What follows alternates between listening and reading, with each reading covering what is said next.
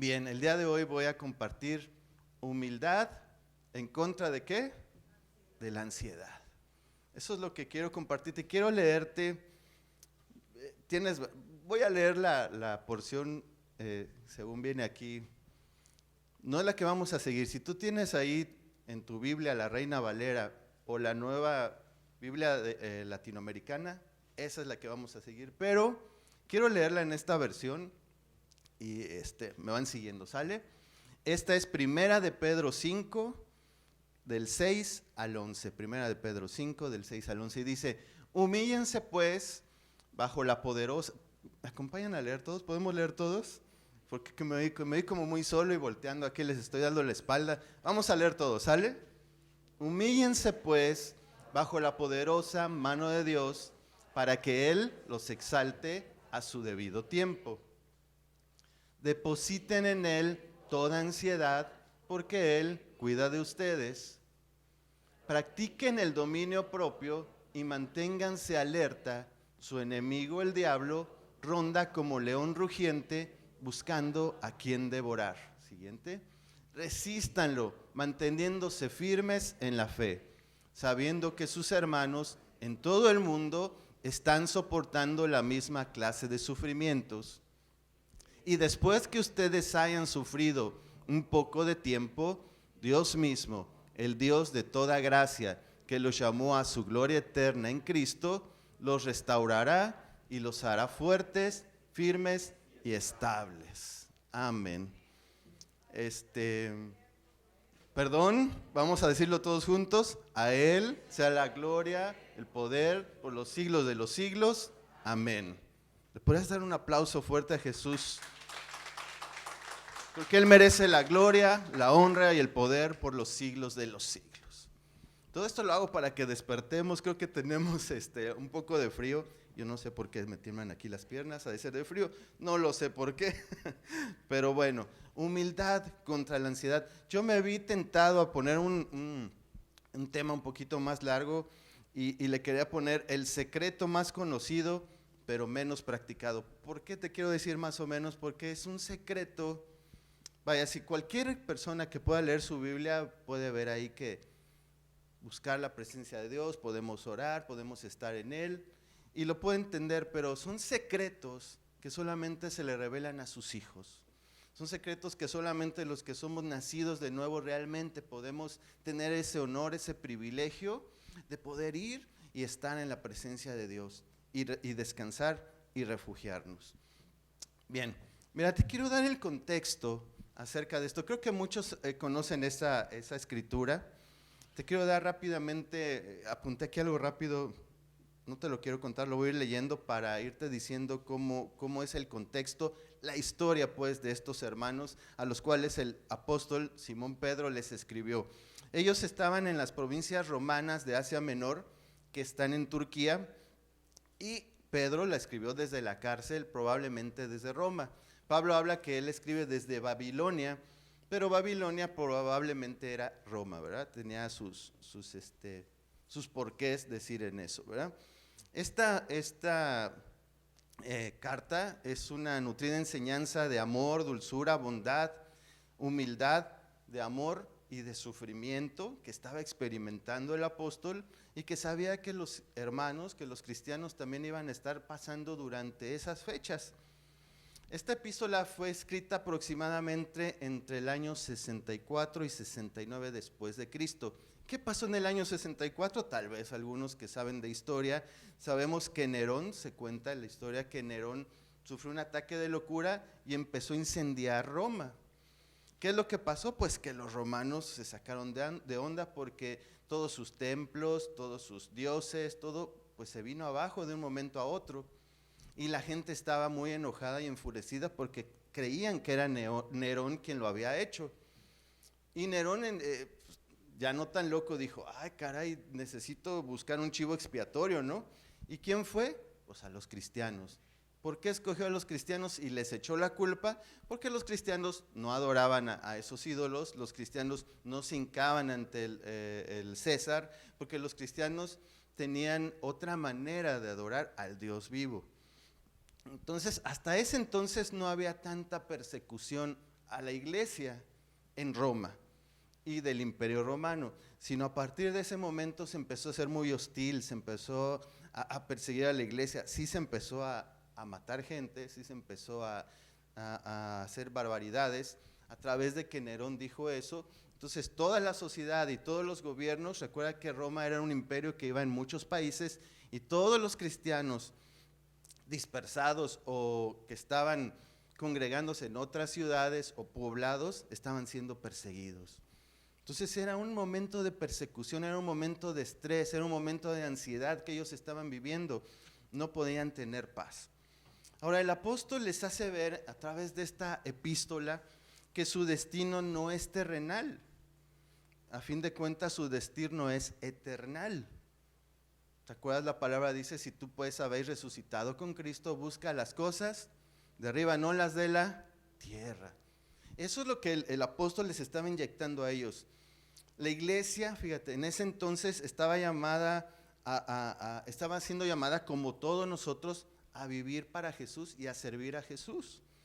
Pero tenían una misión un poquito más difícil como creyentes, no solo de sujetarse a Cristo, sino que algo más complicado era aprender a sujetarse a las autoridades locales sin guardarles rencor. Eso es complicado porque estaban siendo muy injustos hacia los cristianos y era algo, la hostilidad, pero el apóstol les decía, ¿saben qué? Es que ustedes tienen que brillar, ustedes tienen que ser luz, ustedes tienen que ser diferentes.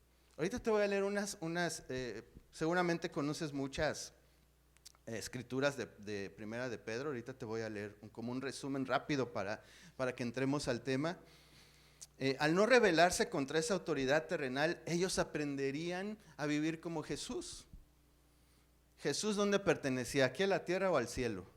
Al cielo. Y él renunció a sus derechos y vino a morir por el injusto, por ti, por mí, a fin de cuentas. Y esa humillación, dice la Biblia, que Dios le dio un nombre sobre todo nombre, sobre todo nombre es.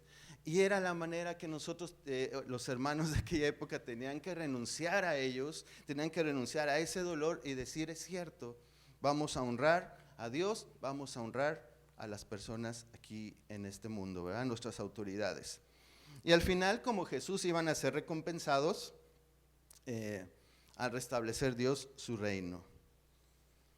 Te voy a leer unas escrituras para que veas, y entendiendo el contexto de persecución que estaban llevando los cristianos de ese entonces. Escrituras conocidas en Pedro, mira. Primera de Pedro 1:15, empezando. Sino como aquel que los llamó es santos, también ustedes sean santos en toda vuestra manera de vivir. Porque escrito está, sed santos, porque yo soy santo. Conocen esa escritura, ¿verdad? Primera de Pedro 2:4. Acercándose a él, piedra viva, desechada ciertamente por los hombres, mas para Dios escogida y preciosa. Vosotros también, como piedras vivas, sean edificados como casa espiritual y sacerdocio santo, para ofrecer sacrificios espirituales aceptables a Dios por medio de Jesucristo. Otra, fíjate, acuérdate el contexto, honrad a todos, amar a los hermanos, temed a Dios, honrad al rey. Al rey no hablaba al rey de los cielos, era al César.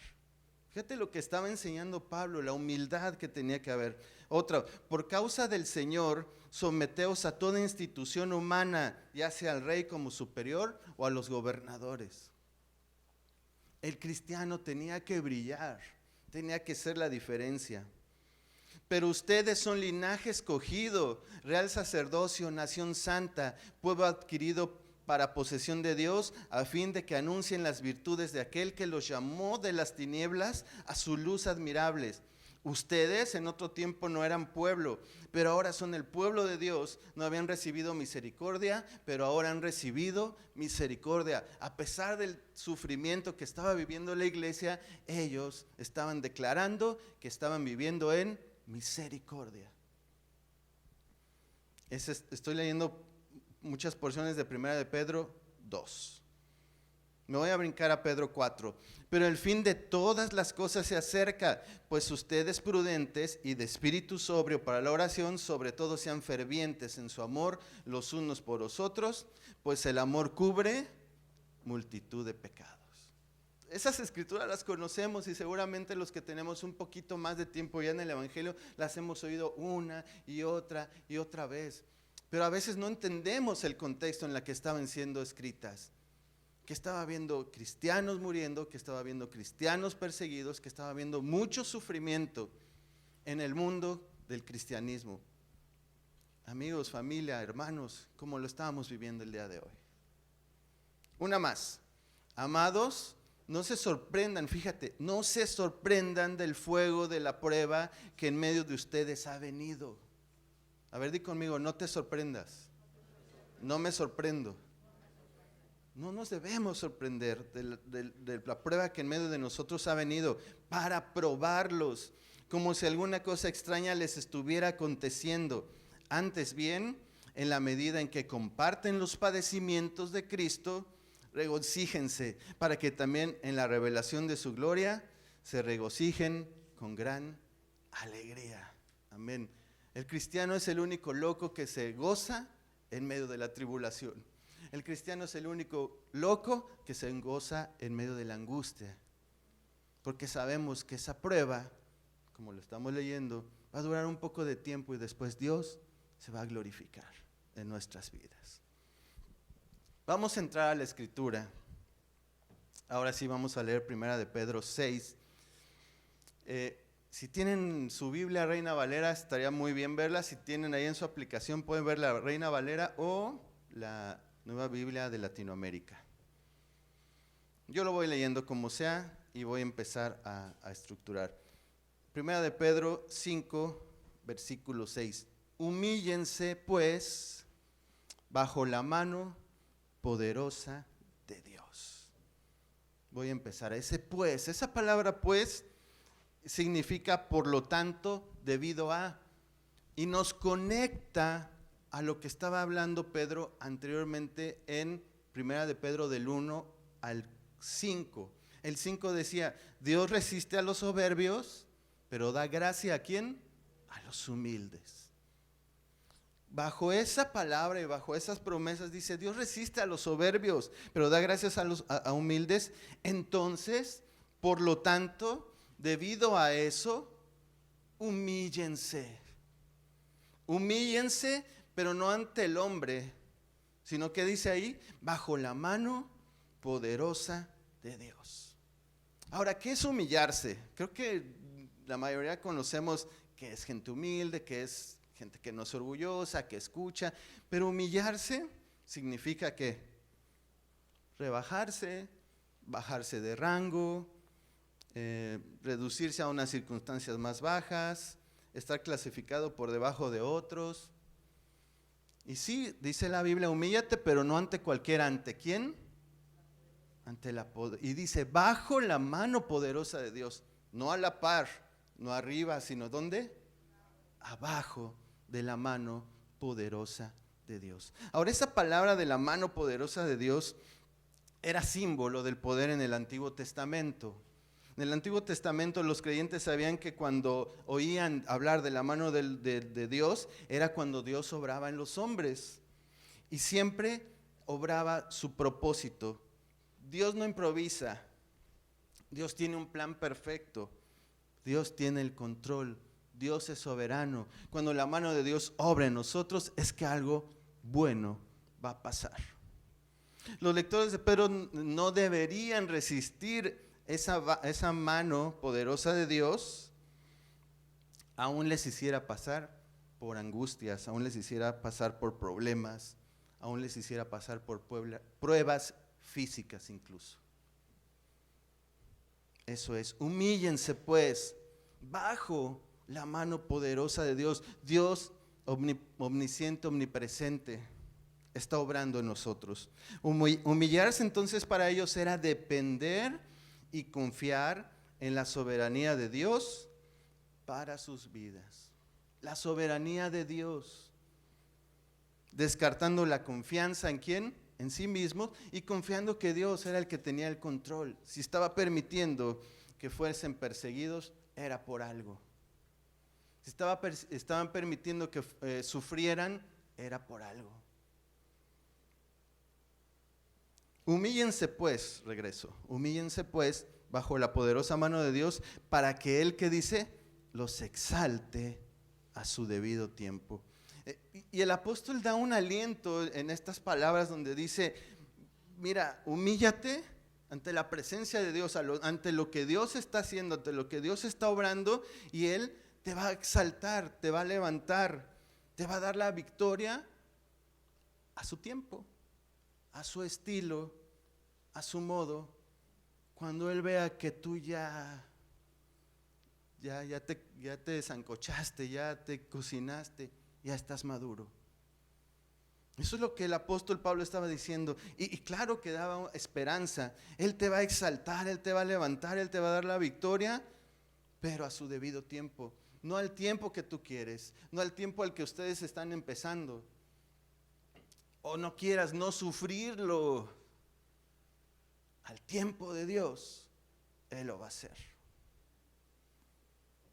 Verso 7. Echando toda su ansiedad sobre Él. ¿Cuál era la manera entonces de humillarse? Echando toda ¿qué? La ansiedad que ellos tenían, el temor. ¿Sobre quién? Sobre Dios. Entonces, ¿cuál era la manera correcta de humillarse según estos versículos? Era depositar las cargas y temores que tenían en el Todopoderoso. La palabra echar es literal, echar es poner algo en alguien o en algo. Y ese estrés, esa ansiedad es como una mochila que estás cargando, como una losa, y que sabes, muchas veces nos agrada llevarla, pero la Biblia dice que no podemos llevarla. Pero a veces nuestro orgullo no nos permite depositar esa carga en manos de Dios, porque al depositarla, Él es el que va a obrar, Él es el que va a hacer, Él es el que va a tomar el control de tu vida como Él quiera. Por eso dicen, humíllense y echa eso, deposita esa losa en Dios. Echa toda tu ansiedad sobre Él.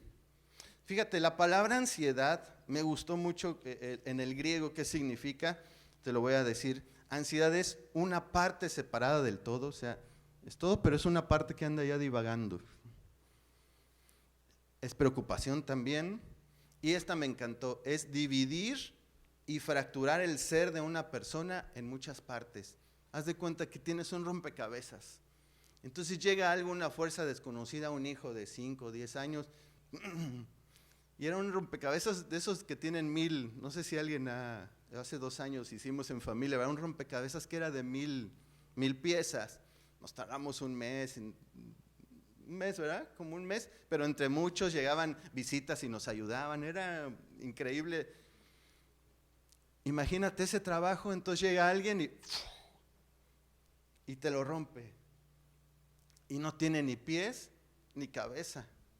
Esa es la ansiedad que pasa en nuestra mente y en nuestro corazón.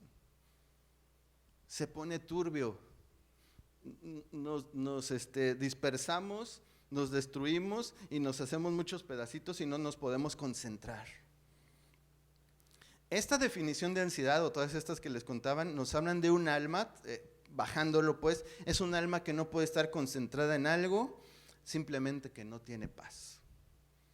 Bueno, esos son los síntomas actuales que estamos viviendo en esta pandemia de muchos de nosotros. Creo que lo podemos entender y podemos entender un poco los hermanos que estaban viviendo en aquella época. Humillarse entonces era echar la ansiedad en Él, era depender del Señor en medio de esa circunstancia. Era dejar el mando, dejar el volante, dejar el timón y dejar que otro maneje. Pero a veces preferimos cargar esa losa por el orgullo. Por eso el apóstol decía, Humíllense y dejen que Dios maneje, dejen que Dios tenga el control. Mira, verso 7, seguimos ahí. Echa tu ansiedad sobre Él, pero tiene un objetivo. ¿Por qué? ¿Qué dice? Porque Él tiene cuidado de ustedes. Él tiene cuidado de nosotros. Entonces mi pregunta es, entonces ¿por qué no puedo cargar mis propios afanes, mis miedos, mis ansiedades, mis angustias, mis temores? Porque el mismo verso 7 me da la respuesta, porque yo no me puedo cuidar a mí mismo. Y menos si tengo la mente divagando, y menos si no tengo paz en mi corazón. Y la palabra dice que separados de Dios nada podemos hacer.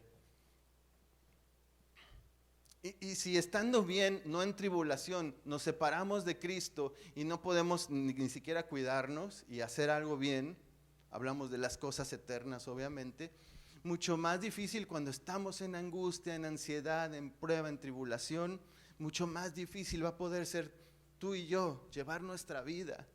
Por eso Dios en su infinita sabiduría dice, ven, echa todas tus cargas sobre mí, porque yo tengo cuidado de ti. Y el tener cuidado de Él, imagínate si Dios te sostiene en su mano poderosa. Si Dios es conmigo, ¿quién contra mí? ¿Quién contra mí? Entonces ni la vida, ni la muerte, ni lo alto, ni lo profundo, ni ninguna otra cosa creada nos podrá separar del amor de Dios que es en Cristo Jesús. Porque Él es el que nos sostiene, porque Él es el que nos levanta, porque Él es el que nos da fuerza. No porque yo me agarre fuerte de Él, yo no tengo esa fuerza, Él sí la tiene.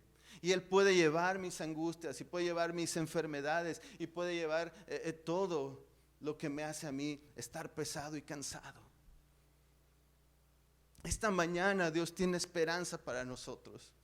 Yo sé que hay momentos difíciles de angustia y tribulación en nuestros corazones, en nuestras familias, en la economía, a nivel mundial. Pero nosotros no confiamos en nada de eso. En el único que confiamos es en el Dios vivo, real y verdadero.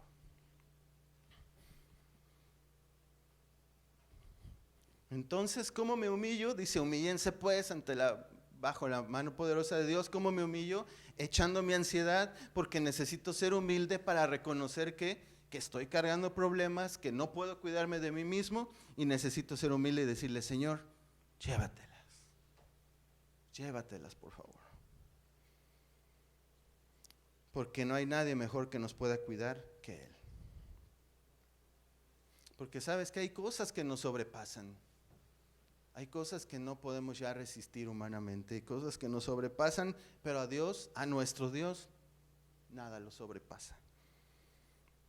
Es posible descansar en Dios porque nosotros como cristianos y como los cristianos de aquella época tenemos la esperanza y la convicción de que Él tiene cuidado de sus hijos, un cuidado muy especial. Romanos 8 dice que sabemos que los que aman a Dios, todas las cosas ayudan para bien. Y esa persecución, ese problema que estamos viviendo tú y yo, es para nuestro bien. Voy al verso 8. Lo voy a leer ahora ya en Reina Valera. Sean sobrios y velen. Bueno, la Reina Valera no dice así, yo lo estoy contemporanizando. La Reina Valera dice, sed sobrios y velad, pero yo les digo, en el español acá, les iba a decir chilango, perdón, mexicano, choco mexicano. Sean sobrios y velen, porque su adversario el diablo, como león rugiente, anda alrededor buscando a quien devorar. Y aunque la palabra de Dios nos está diciendo que Él cuida de nosotros, el apóstol dice, sí, Dios te va a cuidar, pero ¿sabes qué? Necesito que estés sobrio, necesito que estés velando. Ser sobrio significa es estar alerta, es lo contrario a estar ebrio, es estar concentrado. Y velar habla de orar. Entonces estemos concentrados, estemos alerta y estemos orando porque hay un adversario. ¿Te acuerdas que el apóstol estaba diciendo, quién pensaban los cristianos que eran su enemigo o su adversario? El gobierno. o la sociedad. En este caso, lo que está diciendo el apóstol, ustedes tienen un verdadero adversario, el cual es el diablo, y anda como león rugiente y anda alrededor buscando a quien devorar. No es la sociedad, no es el gobierno, realmente es el enemigo.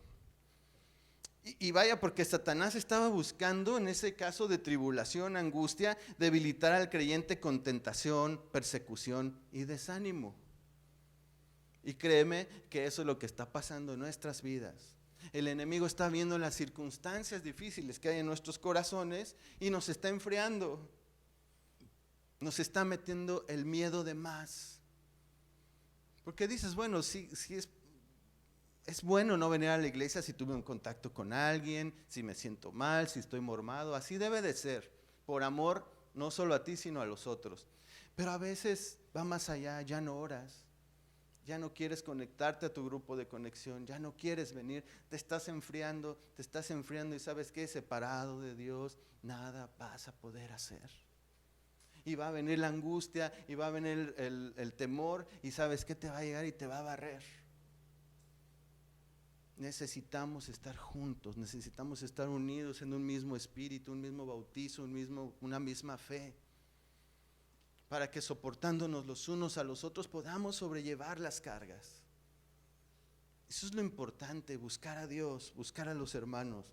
Y eso es lo que quería Satanás, y creo que sus artimañas son muy conocidas. El maligno actúa siempre de la misma manera, y nos enseña el apóstol que es como un león que ruge para atemorizar a su presa, ¿verdad? Entonces la persecución y el desánimo se intentaban apoderar de los cristianos de esos tiempos, y el enemigo estaba dispuesto a devorar su fe. Porque sin fe es imposible agradar a Dios.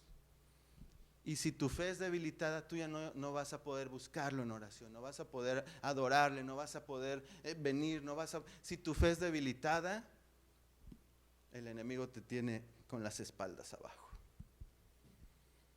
Pero ve cómo dice la palabra, el mismo apóstol aquí en el verso 9 dice, al diablo, hay que resistir firmes en la fe. ¿Firmes en qué? En la fe. Esta firmes en la fe me recuerda esa palabra de Santiago 4:7 que dice, por tanto, sométanse a Dios, resistan pues al diablo, y el diablo, ¿qué? Oirá de ustedes. Y yo me acuerdo que me figuraba esa como en las películas de Rocky, de que yo tengo que resistir, o sea, el diablo me va a empezar a dar. Y no me acuerdo si son de esas películas de Rocky, o era de Pepe el Toro, no sé cuál, era una de box, pero la cosa es que el estelar está bien cansado, y entonces el malo le empieza, y el estelar baja la guardia, y empieza a poner así, y le empieza a dar el otro, y paz, y paz, y paz, y le da, y entonces el entrenador dice, pues ¿qué está pasando? Y uno le dice, espérate, él tiene planeado algo, y le sigue dando el malo, paz y paz, y de repente el malo, ¿qué pasa? Se cansa, y entonces agarra Rocky o Pepe el Toro, el que haya sido, ahora sí, y pum, le empieza a dar, y lo vence, ¿no? No es así, el diablo no lo vas a cansar, ¿eh? El diablo te va a apabullar si bajas la guardia. ¿Sí era Rocky? Bueno, ya luego me dicen, no me acuerdo. Resistid firmes en la fe. ¿En la fe en qué? En Dios, en sus promesas. Es la única manera para contrarrestar el ataque del enemigo. Esa era la única manera. Dios en su promesa, en sus palabras. Sobre una manera de poner oposición al diablo era permanecer con la fe en las promesas de las Escrituras.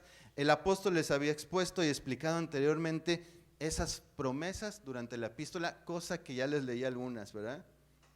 Promesas que el apóstol les había mostrado para que ellos estuviesen firmes en la fe.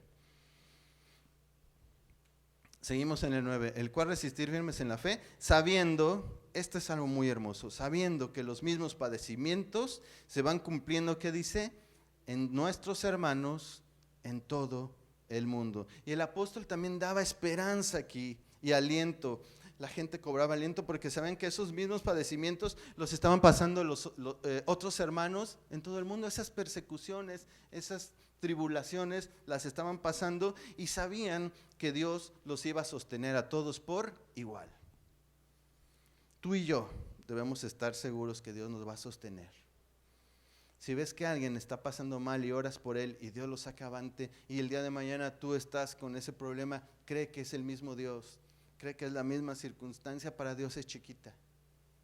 Dios puede hacer algo especial. Era una prueba, fíjate, esta persecución era una prueba que todos, di conmigo, todos debían de pasar. Todos debían de pasar, por eso el apóstol les estaba advirtiendo. Pero no nada más la tenían que pasar, sino que la tenían que pasar para ser purificados en su fe. Cuando Dios obra es para nuestro bien y es para purificarnos, para hacernos más como Él, para que le demos la honra y la gloria a Él, hacernos más pequeños y Él engrandecerse dentro de nosotros. Dios es maravilloso. ¿Y sabes qué? Como en ese tiempo Dios no los dejó, en este tiempo Dios no nos va a dejar. No se ha acabado el cristianismo a pesar de todas las persecuciones y todos los problemas que ha habido. Tú y yo somos llamados a llevar esa antorcha encendida a las nuevas generaciones.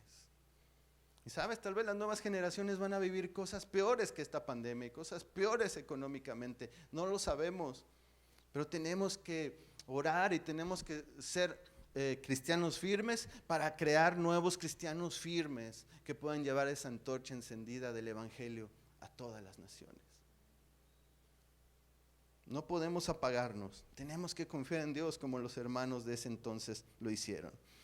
Versículo 10. Mas el Dios de toda gracia. Mas el Dios de toda gracia. Esa palabra más me habla de, significa por otro lado, ahora pues. Eso lo dice en la Reina Valera, más el Dios de toda gracia. Esa quiere decir que esa palabra, esa conjunción, une la idea anterior de que el diablo y que tienes que cuidarte y todo, con una nueva idea, pero de una manera positiva y esperanzadora. Más el Dios que dice de toda gracia.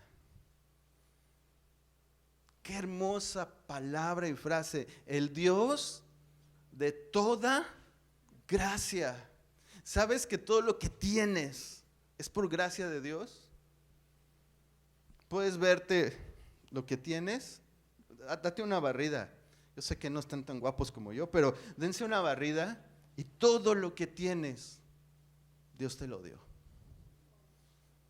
Físico, te dio tu familia, tu salud, tu trabajo, esposa, hijos, padres. Nada merecemos, pero todo es por gracia. Y espiritualmente, ¿quién te dio la vida eterna? ¿Quién te dio una familia espiritual? Veniste aquí por gracia de Dios. El Dios de toda gracia, que nos llamó, ¿qué dice? A su gloria eterna en Jesucristo. Por esa misma gracia, la que nos rescató, la que nos llevó a su gloria eterna, ahora Dios permite a nosotros y a los hermanos de aquella época ser probados. Probar nuestra fidelidad, probar nuestro corazón. Por esa misma gracia que Dios te rescató, por esa misma gracia está permitiendo que tú estés pasando problemas para purificarte. No es para apabullarte, no es para condenarte, es para purificarte y que te hagas más como Él. El Dios de toda gracia, que nos llamó a su gloria eterna en Jesucristo. Nuestro Dios soberano, el que gobierna todo, soberano significa que gobierna todo, permite la prueba siempre con un objetivo. Después que hayan padecido, ¿qué dice? Un poco de tiempo. Me encanta esta palabra porque dice, Dios nos llamó a que a su gloria, ¿qué? Eterna. Y la prueba va a durar, ¿qué? un poco de tiempo. Por ahí dice un dicho, ay, aquí hay un animalito. Por ahí hay un dicho que dice, no hay mal que dure 100 años. Y si tú dijeras, híjole, es que ya voy a sufrir de aquí a que me muera. Los más jóvenes, ¿cuánto pueden sufrir? 60, 70 años. Los que estamos un poquito más grandes, 20, 30 años. No es nada comparado a la gloria venidera, a la gloria eterna en Cristo Jesús. Después de que ese poco tiempo de prueba lo superaran, iba a venir un fruto, porque dice, Él mismo los va a perfeccionar, afirmar, fortalecer y establecer. Simplemente estas 4 palabras, perfeccionar, afirmar, fortalecer y establecer, podríamos hacer una prédica, pero la idea es lo siguiente, que el resultado final del fuego de la prueba, iba a producir purificación y madurez en los hijos de Dios. Y así es en nuestra vida.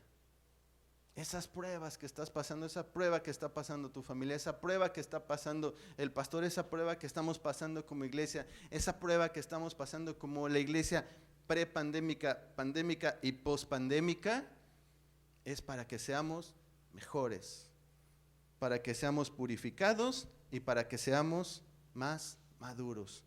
Te voy a leer primera de Pedro, esa misma desde el inicio, 1 del 5 al 8, dice: mediante la fe, ustedes son protegidos por el poder de Dios para la salvación que está preparada para ser revelada en el último tiempo, en lo cual ustedes se regocijan grandemente, fíjate, aunque ahora, por un poco de tiempo, si es necesario, sean afligidos con diversas pruebas, para que la prueba de fe de ustedes, más preciosa que el oro, la fe dice la Biblia que es más preciosa que el oro, pero el oro dice, aunque probado por fuego, sea hallada que resulta en alabanza, en gloria y en honor en la revelación de Jesucristo. Nuestra fe tiene que ser pasada por fuego como el oro para que salgan ¿qué?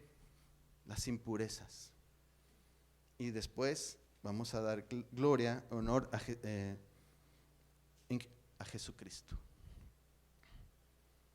Y acaba con el verso 11, como lo vimos, a Él sea la gloria y el imperio por los siglos de los siglos. El apóstol habla, miren, va a haber persecución, va a haber esto, pero humíllense, busquen a Dios, oren, resistan al diablo, y a pesar de todo eso, a Él sea la gloria, el imperio por los siglos de los siglos. Porque el Dios que está obrando en nuestras vidas y en nuestras mentes y en nuestros corazones es digno de ser alabado. Es digno. Pese a tu problema, es digno. Pese a la circunstancia, es digno. Pese a la economía, Él es digno. Porque no ponemos la mira en las cosas de la tierra, sino en las cosas de arriba.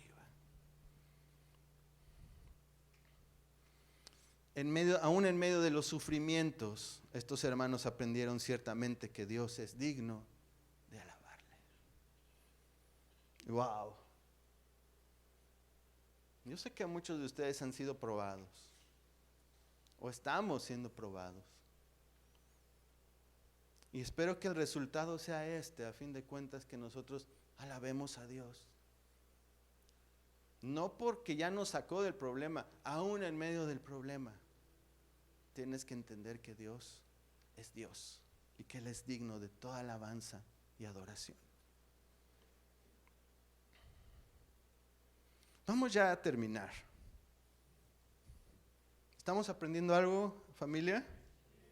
¿Sí? ¿Están animosos?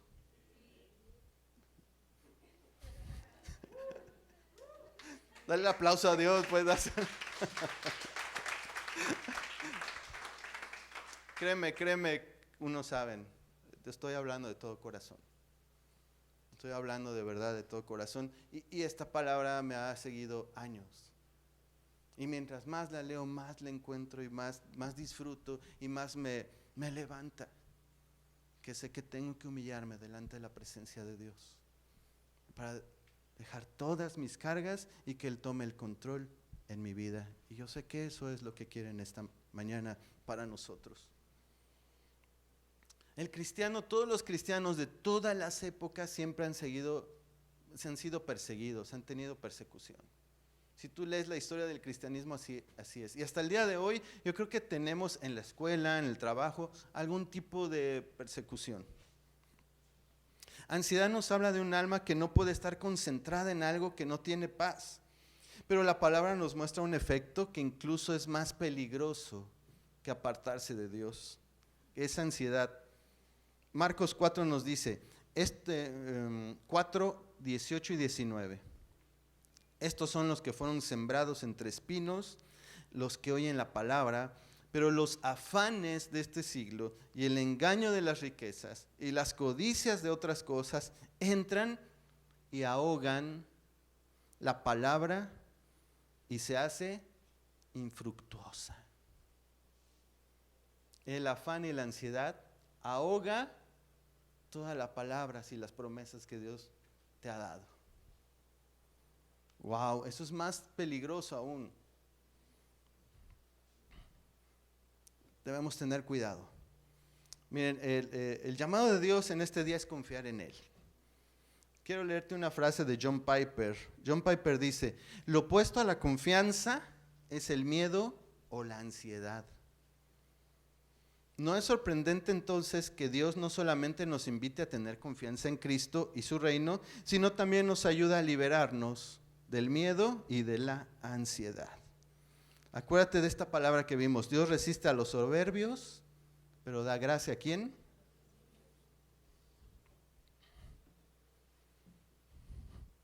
Quiero leerte dos escrituras.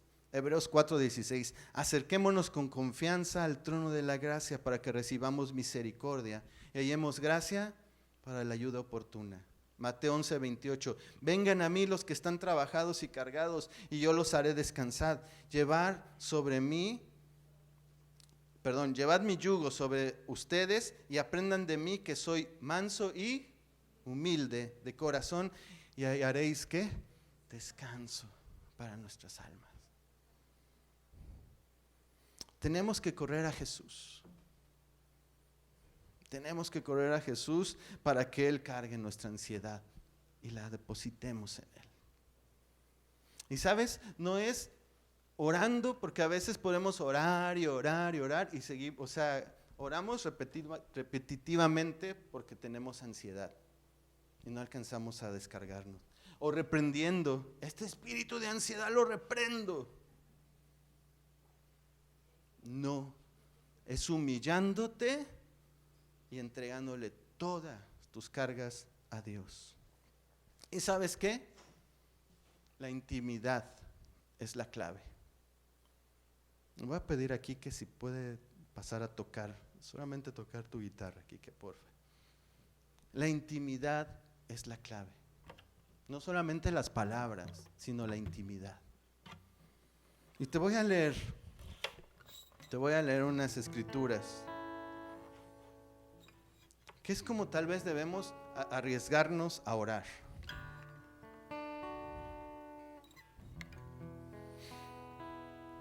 Puedes cerrar tus ojos. Si tienes la libertad, puedes cerrar tus ojos. Mas tú cuando ores, entra en tu aposento y cerrada tu puerta, ora a tu Padre que está en secreto, y tu Padre que te ve en lo secreto, te recompensará en público. El humillarnos allá a solas va a hacer que Dios nos dé la victoria.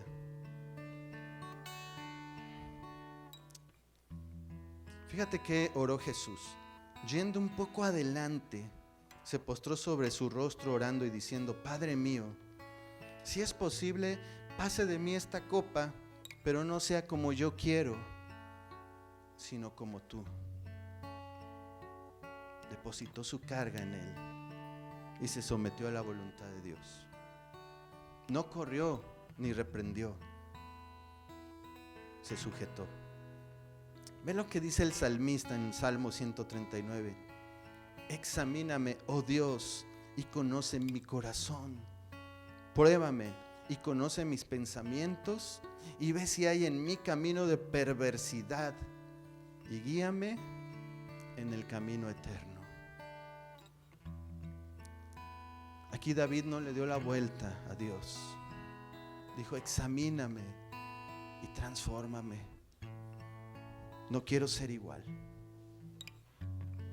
Y hay una palabra muy hermosa en Romanos 8. Y de igual manera el Espíritu nos ayuda en nuestra debilidad. Pues ¿qué hemos de pedir como conviene? No lo sabemos.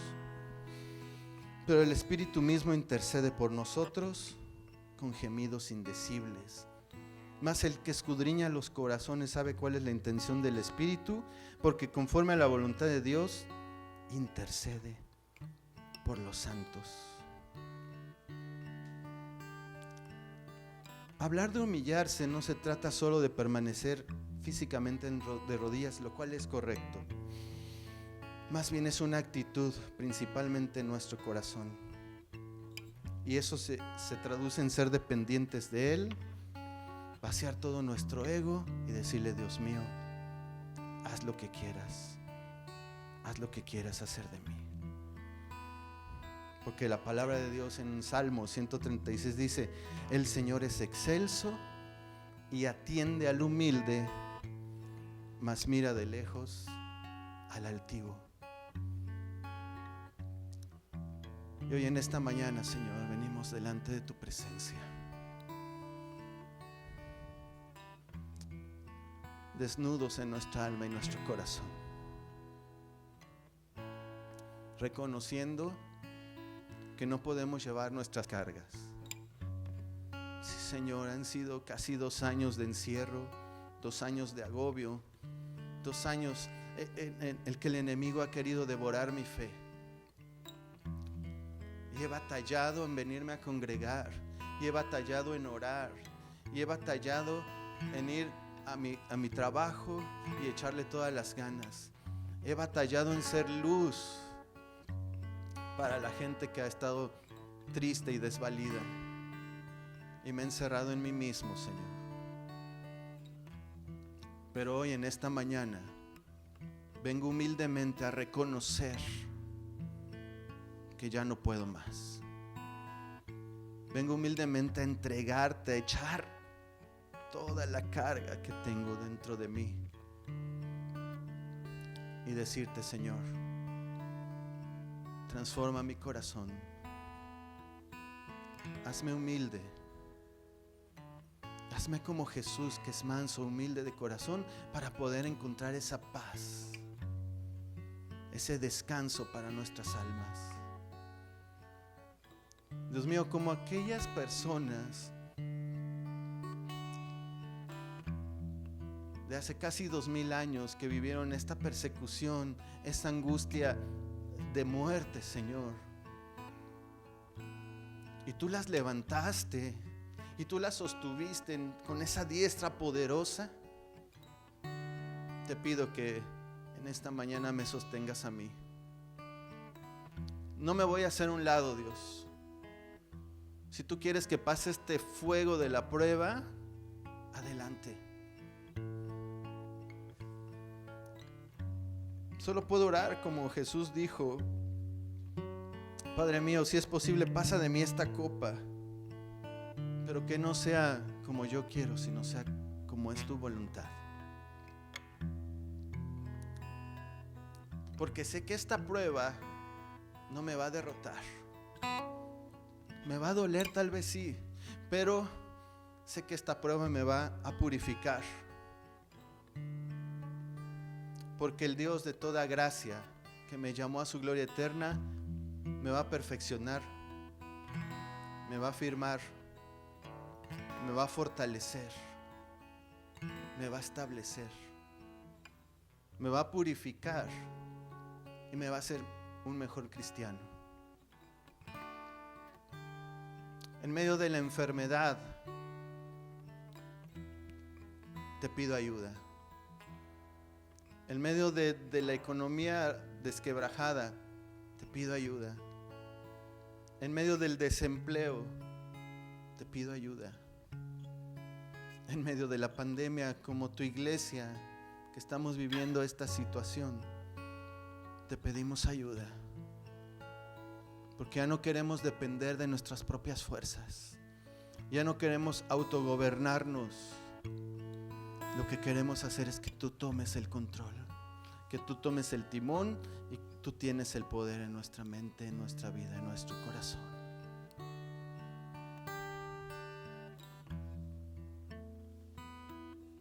Tómate ahí un minuto para estar orando.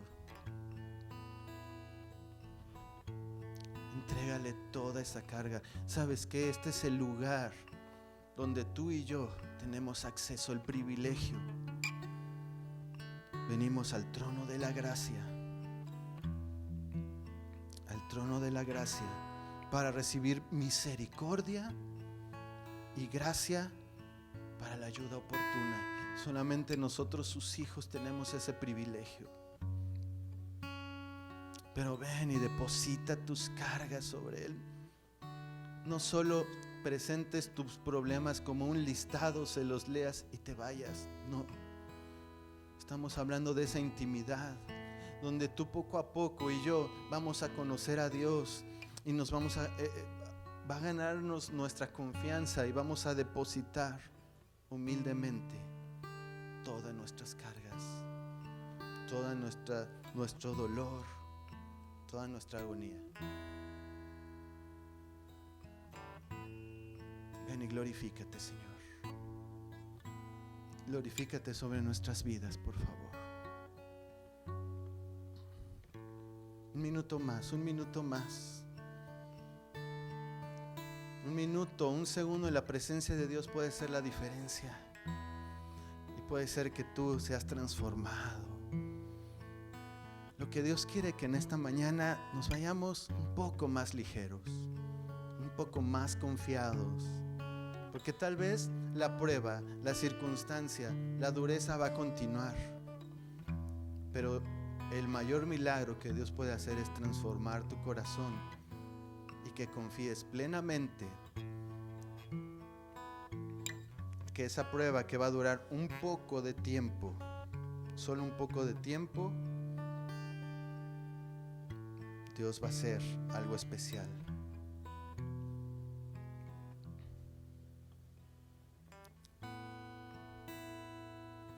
Gracias, Señor. Gracias, Señor. Y no nos queda más que decirte, Padre, que a ti sea la gloria, el poder, la alabanza, el dominio, el imperio, la sabiduría, todas las riquezas, toda la alabanza, toda la adoración a ti, nuestro Dios inconmovible, nuestro Dios soberano, nuestro Dios todopoderoso. A ti toda la gloria y la honra por los siglos de los siglos. Amén.